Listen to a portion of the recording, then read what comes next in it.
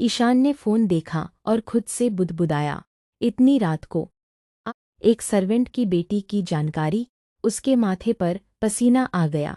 ये सब क्या है? फिर उसने गहरी सांस ली। पर अब काम करना ही होगा, उसने खुद से कहा। नहीं तो बॉस क्या करेंगे, ये तो मैं भी नहीं जानता। और ईशान काम में लग गया। सुबह के 4 बहुत चुके थे। क्रिया की आंखों में पूरी रात नींद नहीं आई थी। बार बार ऐसा लग रहा था जैसे कोई उसे अंधेरे में खड़े होकर देख रहा हो। वह करवट बदलती रही, पर नींद उससे कोसों दूर थी। उसके दिमाग में बस एक ही बात घूम रही थी, वह खुद को और अपनी माँ को यहाँ से कैसे निकालेगी। 4 बजते ही क्रिया की धड़कनें तेज हो गईं। विहान की कही हुई बात उसे एक एक शब्द करके याद आ रही थी। करेक्ट 5 बजे, न 1 मिनट ऊपर न 1 मिनट नीचे। क्रिया उठी। उसने जल्दी जल्दी नहाया, खुद को फ्रेश किया और चुपचाप तैयार हो गई। आईने में खुद को देखा तो चेहरा उतरा हुआ था, आंखों के नीचे गहरे साए थे। उसने बिना देर किए मास्क पहन लिया, जैसे वह खुद को इस दुनिया से छुपाना चाहती हो। घड़ी में 4:30 हो चुके थे। क्रिया मेंशन के अंदर आई, जो मेंशन रोज उसे बेहद खूबसूरत लगता था, आज वही उसे अजीब तरह से डरावना लग रहा था। चारों तरफ सन्नाटा था, ना किसी के कदमों की आवाज, ना किसी की परछाई। अभी भी हल्का अंधेरा पसरा हुआ था, जैसे रोशनी आने से डर रही हो। वह किचन में गई और कॉफी बनाने लगी। हर आवाज पर उसका दिल उछल जाता।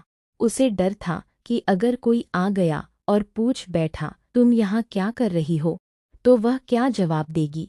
ब्लैक कॉफी बिना शुगर। विहान का चेहरा याद आते ही उसकी उंगलियां हल्की कांपने लगी। कॉफी बन गई थी, पर अब उसे ऊपर ले जाना था।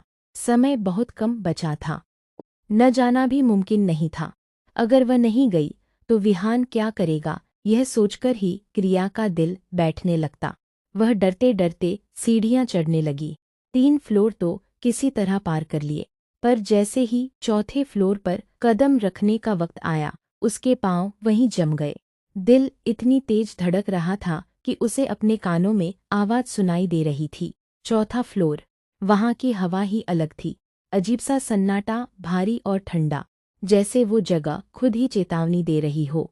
धीरे धीरे आगे बढ़ते हुए वह एक बड़े से दरवाजे के सामने आकर रुक गई। दरवाजा देखते ही समझ आ गया, यही विहान का कमरा है। उसने घड़ी देखी, ठीक 5 बजे। क्रिया ने हल्के से नॉक किया। दिल जोर जोर से धड़क रहा था, कोई जवाब नहीं आया। उसने फिर नॉक किया। इस बार अंदर से एक ठंडी भारी आवाज आई। क्रिया ने डरते हुए दरवाजा खोला। उसकी नजरें नीचे ही थीं। उसने विहान की तरफ देखने की हिम्मत नहीं की। विहान उसे ही देख रहा था। क्रिया ने मास्क लगाए हुए ही कहा, सर। विहान ने समय देखा, ठीक 5 बजे। उसके चेहरे पर एक हल्की सी खतरनाक मुस्कान आई। यहाँ लाओ, मेरे पास। विहान की आवाज सुनकर क्रिया ने अनजाने में उसकी तरफ देखा और अगले ही पल अपनी नजरें झुका लीं। विहान सिर्फ एक सफ़ेद तौलिए में खड़ा था। तौलिया उसकी कमर पर बंधा हुआ था। बाल गीले थे, जैसे वह अभी नहा कर आया हो। विहान की बॉडी। क्रिया का दिल और तेज धड़कने लगा। पहले ही वह डरी हुई थी, ऊपर से यह सब।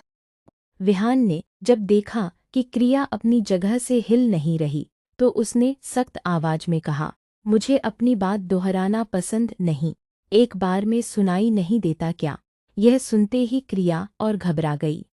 वह जल्दी जल्दी उसके पास गई, नजरें अब भी नीचे थीं। विहान ने देखा, क्रिया का पूरा शरीर कांप रहा था, कॉफी की ट्रे तक हिल रही थी। उसने कॉफी उठाई। जैसे ही कॉफी उसके हाथ में गई, क्रिया पलटी और बाहर जाने लगी। लेकिन तभी उसके कानों में विहान की आवाज पड़ी, रुको, तुम्हें किसने कहा जाने को? क्रिया के कदम वहीं थम गए। विहान उसके सामने आकर खड़ा हुआ। जब तक मैं कहूँ नहीं, तब तक अपनी जगह से हिलने के बारे में सोचना भी मत। क्रिया ने जल्दी से सिर हिला दिया। विहान ने कॉफी का एक सिप लिया और धीरे धीरे क्रिया की तरफ झुकने लगा। वह उसके बेहद करीब आ गया। क्रिया का दिल जैसे सीने से बाहर निकल आएगा। उसकी धड़कनों की आवाज अब साफ सुनाई दे रही थी और विहान भी उसे सुन पा रहा था। विहान ने उसके कान के पास झुककर कहा, कॉफ़ी ठंडी हो गई है, अगली बार ठंडी नहीं होनी चाहिए। क्रिया ने कांपते हुए हाँ में सिर हिला दिया।